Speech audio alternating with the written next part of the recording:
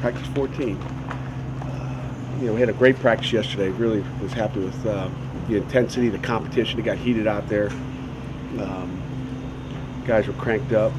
And today we're what we call spider pads. And it'll be a light, almost a typical Friday before a big game. So we're trying to teach our guys, what we have to do on a Friday before a big game. Try to get them in that mood. Another little thing just before we get started here, I hired a new graduate assistant yesterday. He's obviously a former player for recruiting / operations GA. Larod Stevens Howling is one of our new graduate assistants, as you guys know. Former great tailback, NFL tailback, so we're happy to have him in the program as well. So I'll give you that little announcement. He may be available for media next week, right? Yeah. So, always a good quote. Any questions? How'd you come to know him? How was he brought to you? Or did he just apply for a job? Or he applied. Really, I actually met Larod last year. I told him his first interview was after one of our summer camps. I don't know if you were there or not, but after one of our summer camps, he had kind of stopped by. He was volunteering over at Robert Morris, and he came out. Met him, and then I came out and I said, "Hey, you want to say a few words to all the campers?" And he impressed me right there. And I said, he's a guy that we wanted to bring back to the Pitt family. Guy that's done a lot for this program, and so we're happy to have him back. You be Hines tomorrow, Pat? Yes, sir. And we will be. how much do you try to, like when you get to go down there for a scrimmage, how much do you try to incorporate sort of the, I don't know, like the details of like game day, you know what I mean, in the locker room, getting from the locker room to the field, all that kind of stuff?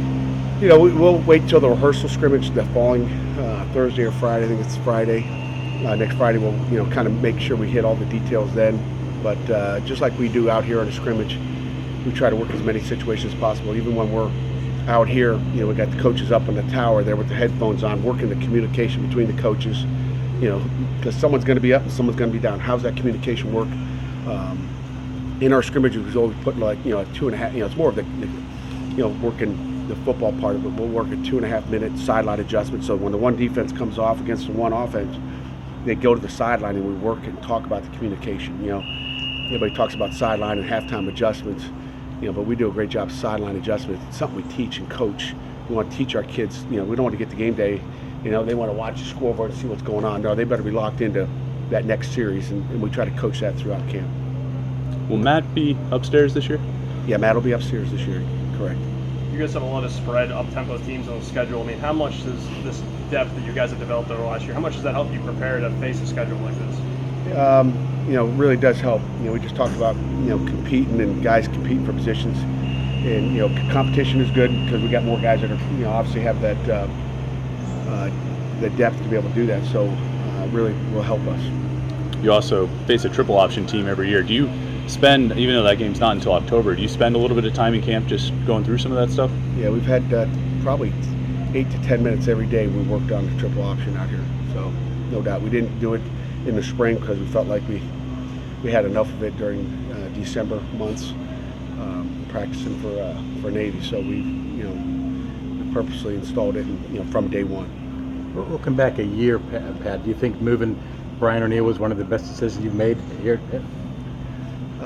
There's no question about it. I mean, Brian O'Neill's going to be a great offensive tackle at the next level. He's going to be a great one for us. He's all in, and it's a great move. I'm not a genius, so we had to do that. It didn't take a genius to figure that one out. How have your young defensive tackles, particularly the freshmen, looked so far in camp? You know what? They're like yo-yos right now. They're up and down, but a ton of talent. I mean, you see great spurts out of them every day. I mean, they have the ability to cause havoc in the backfield. I mean, Watts will get off the ball and yesterday caused some major havoc in inside. But then the next time he'll line up. There's a center, and usually if there's a center, someone lines up on either side of the center. Sometimes he'll be on the same side as the other guy. It becomes a problem.